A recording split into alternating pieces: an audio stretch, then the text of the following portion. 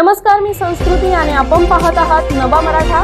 आयकर विभाग भारताच्या ज्येष्ठ नागरिकांसाठी आयकर विवरणपत्र भरताना अनेक विशेष सवलती आणि सुलभ तरतुदी लागू करतो। वर्ष 2025 साठी आयटीआर भरणाऱ्या ज्येष्ठ नागरिकांनी त्यांच्यासाठी उपलब्ध असलेल्या कर वजावटी नियमातील सूट आणि त्यांच्या उत्पन्नानुसार योग्य आयटीआर फॉर्मची निवड कशी करावी याबद्दलची माहिती घेणे अत्यंत महत्त्वाचे आहे। आयकर कायद्यानुसार ज्येष्ठ नागरिकांसाठी मूलभूत कर सवलत मर्यादा सामान्य नागरिकांपेक्षा जास्त ठेवण्यात आली आहे। जिथे 60 वर्षांखालील व्यक्तींसाठी 2,50,000 रुपयांपर्यंतचे उत्पन्न करमुक्त आहे, तिथे ज्येष्ठ नागरिकांसाठी वय 60 ते 79 वर्ष ही मर्यादा 3 लाख रुपये आहे।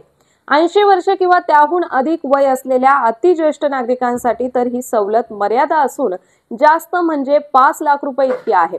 याचा अर्थ या मर्यादेपर्यंतच्या उत्पन्नावर त्यांना कोणताही आयकर भरावा लागत नाही।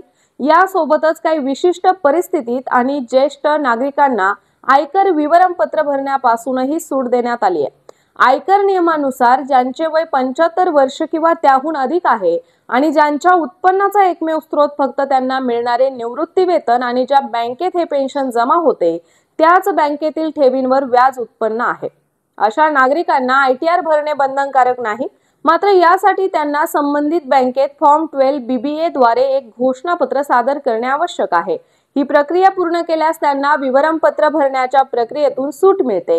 याशिवाय आपल्या उत्पन्नाच्या स्रोतानुसार आणि एकूण उत्पन्नानुसार योग्य आयटीआर फॉर्म निवडणे हे प्रत्येक करदात्यासाठी विशेषतः ज्येष्ठ नागरिकांसाठी महत्त्वाचे आहे, जेणेकरून ते आपले उत्पन्न योग्यरित्या घोषित करू शकतील आणि लागू असलेल्या सर्व कर सवलतींचा लाभ घेऊ शकतील। आयकर विभागाने विविध उत्पन्न गटांसाठी वेगवेगळे आयटीआर फॉर्म निश्चित केलेले आहेत।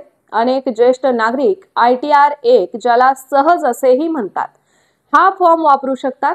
हा फॉर्म अशा निवासी व्यक्तींसाठी आहे ज्यांचे एकूण उत्पन्न 50 लाख रुपयांपर्यंत आहे आणि ज्यांना उत्पन्न केवळ पगार, एका घराच्या मालमत्तेतून मिळणारे भाडे, पेन्शन आणि इतर स्रोतांतून मिळते।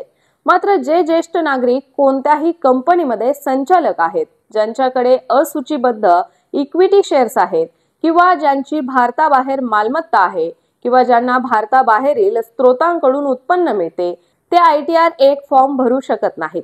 तर अशाच माहितीपूर्ण बातम्यांसाठी चॅनलला सबस्क्राइब नक्की करा।